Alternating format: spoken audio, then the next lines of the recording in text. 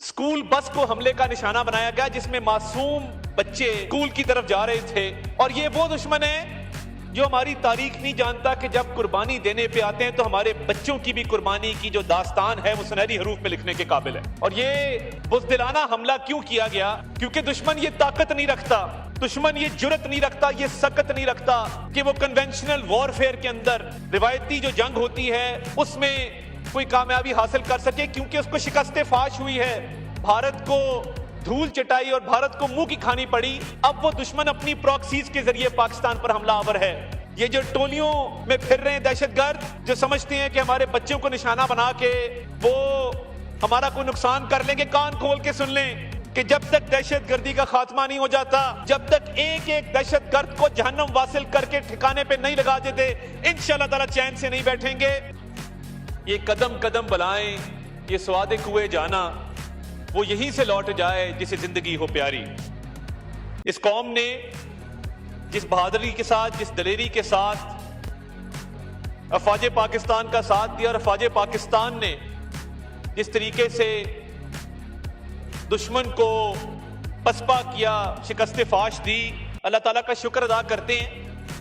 मगर आज उसी बुज़दिल दुश्मन ने हमारे बच्चों पर वार किया।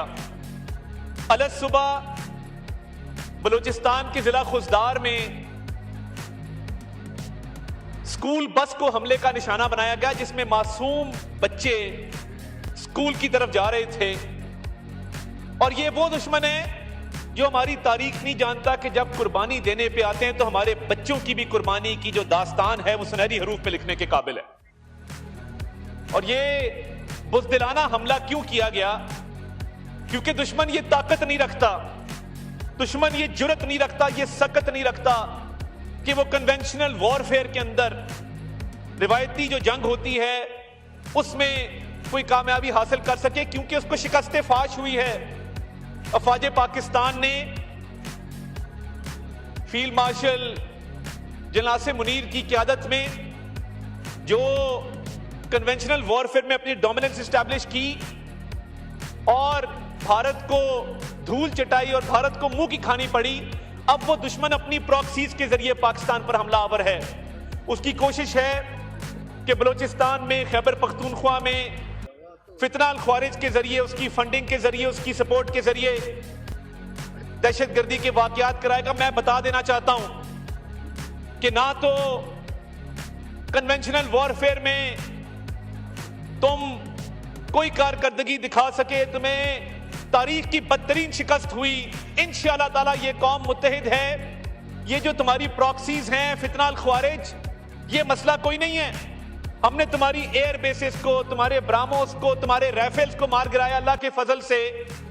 तो ये जिस तरह चीफ साहब ने फरमाया था ये 1200 बंदे क्या कर लेंगे, तो ये जो आज बच्चों पे हमला किया गया इसकी भरपूर मजम्मत करते हैं इस हाउस की तरफ से, और इस अज़म के साथ कि ये पूरी पाकिस्तानी कौम भारत की प्रॉक्सियों को भी शिकस्त देगी और जल्द देगी इंशाअल्लाह ताला। ये जो टोलियों में फिर रहे हैं दहशतगर्द जो समझते हैं कि हमारे बच्चों को निशाना बना के वो हमारा कोई नुकसान कर लेंगे, कान खोल के सुन लें कि जब तक दहशतगर्दी का खात्मा नहीं हो जाता, जब तक एक एक दहशतगर्द को जहन्नम वासिल करके ठिकाने पे नहीं लगा देते, इंशाअल्लाह ताला चैन से नहीं बैठेंगे। और आज का जो वाकया है ये इसका पता कराया जा रहा है। जो लोग इसके पीछे थे उनको कैफरे किरदार तक पहुंचाया जाएगा, और जो जख्मी हैं उनके लिए हम दुआ करते हैं कि अल्लाह ताला उनको जल्द सेहतयाब करे।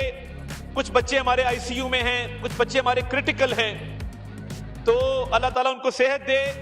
मगर हमारा अज़म, हमारी हिम्मत, हमारा हौसला कायम है कि ये भारत की प्रॉक्सीज जो ये छुप के भारत अब वार कर रहा है इसको भी शिकस्त देंगे और दहशतगर्दी को जड़ से उखाड़ के फेंकेंगे इंशाअल्लाह ताला। पाकिस्तान जिंदाबाद।